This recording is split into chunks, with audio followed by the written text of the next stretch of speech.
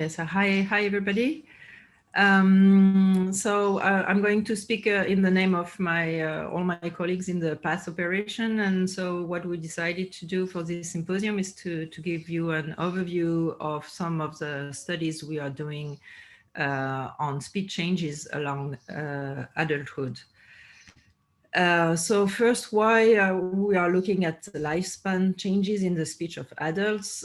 So for different reasons, according to the different projects we have. And the first one is because it's very critical for our understanding of the complexity of speech production to know how speech change due to different changes that occurs during adulthood, from early to mid and also to late adulthood. So these changes can be anatomical, hormonal, cognitive. There is change in way of life, in the use of speech, or in the way we communicate. All these things change through our life, and those things can have impact on the way we speak. So the questions are, which aspects of speech are changing with age? How does this change occur? So are they gradual, or are there stages of change? Can be considered as evolution or attrition?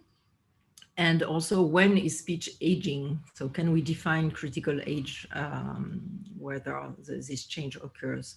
And also some side questions are also dealing with, I mean, we know that we don't all age the same way. So how to account for these individual patterns, and which are the traits that persist being specific to some speakers through life. So dealing with the individual characteristics in speech.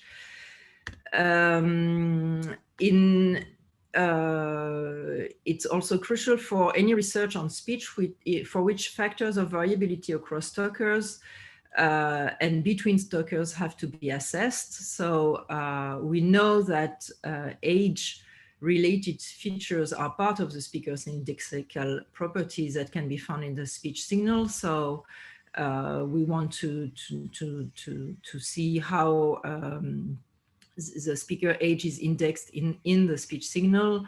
Is it true at all age? We kind of think that we recognize more an older speaker than a younger speaker, or starting from a certain age, we do recognize that there is aging in the speech signal.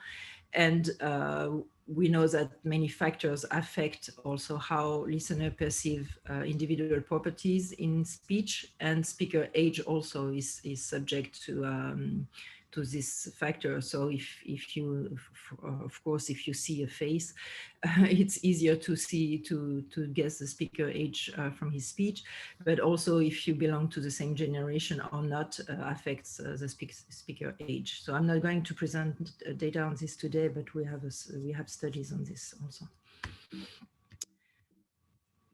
And third, in the context of clinical research, is that we are also doing in the PATH operation. It's crucial to tease apart typical changes due to age versus changes due to pathological condition. And we are also carrying this study about aging in speech as a response to the need of age standardized references, especially for old age, to which we can compare our pathological recordings. So I'm going to briefly review some outcome of this operation. So the first outcome is about resource development, because we have created a lot of databases that I'm going to present shortly, because you might be interested in using them.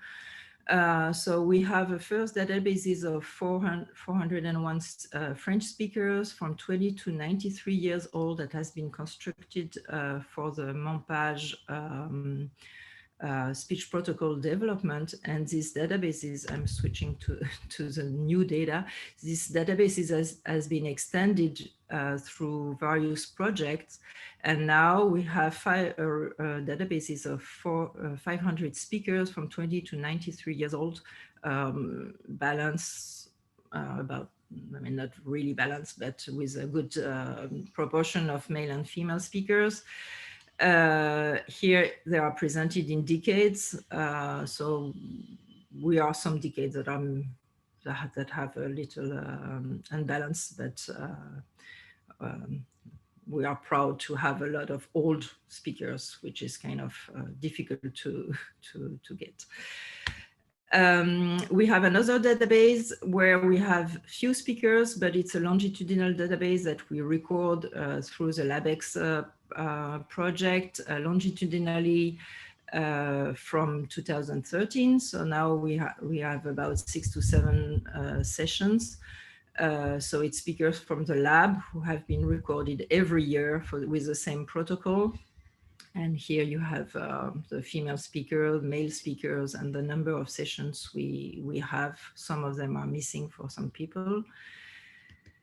And these speakers are recorded on a different speech material and with different speech tasks in the sound booth with an experimenter. And last year we could not record this Patatra protocol. So we decided to switch to a different protocol where so 9 of these 11 speakers have recorded themselves at home during the lockdown, at least 1 day apart for over a 2 months period. So we have 6, 7 to 10 recording per speakers. So to study individual variation on a short lapse of time. And again, we have a different type of art material, but if somebody is interested, I can respond to questions about that. So now let's turn to some results, a sample of studies we have been carrying out. So we have been looking on this large database with 500 speakers. We have been looking at various speech descriptors. And one particularity of our last studies is to consider age as a continuous variable. And in other studies, what we, on a more restricted number of speakers, we have compared between age groups. So there are a lot of descriptors. I'm not going to expand on the type of measure we did, but some of them are related to particularity regarding voice and voice quality, some about speech, rate, which is an important factor. Some are linked to performance in speech, so it's mainly so it's not really speech, but more speech-like task where we ask people to repeat syllables or words or sentences many times at different rates. And we have also information about articulation, co-articulation, and this index that I'm going to speak about later. And what we have been doing is to analyze age as a chronological factor, as a continuous factor, and we use Mars multivariate adaptative regression spline to try to identify some age in this relationship between chronological age and all the descriptors. So here is some of the results. So first, so here I present different kind of descriptors here. And what we are focusing here, sorry, it's most this, I forgot to delete these squares, but it's okay. So the first thing that we see in this data is that we can identify some signs of attrition. Most of them have been already shown in the literature in different languages, so that there is a decline in voice quality. with age for both male and female, starting at the age of 50 or 55, 65. There are change in pitch, which is different for male and female. So we do find that for male, there is a raise in speech height that we can see here, which has already been shown in the literature. And something that is different from the literature is that we don't see any change in speech height for female, that you can see in this line, but we find a change in the variability of pitch, in the stability of pitch along a sentence for female. Then we find a decrease in speech rate for 50 and 65 years of age, which is something that has been already described a lot in the literature.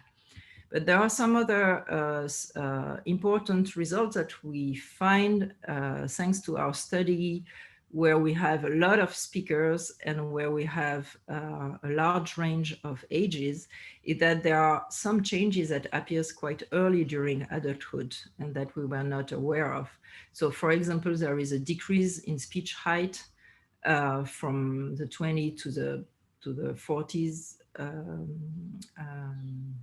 years of age groups, and also a decrease in the measure of harmonic to noise ratio, so the breathiness that we can have in the voice.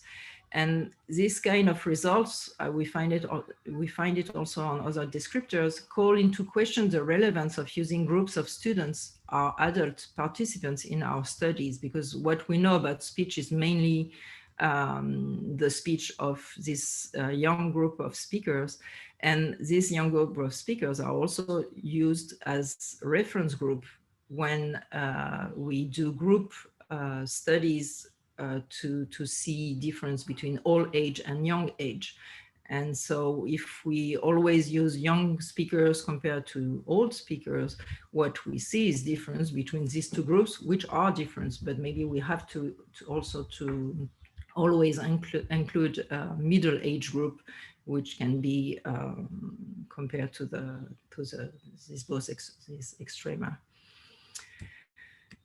Some other results that are interesting is that some change are gradual throughout adulthood. So for example, speech rate, which is the characteristic that has been the most studied in this area, is actually decreasing across our population. So there is of course, there is a faster deceleration around 60, but the speech rate is already decreasing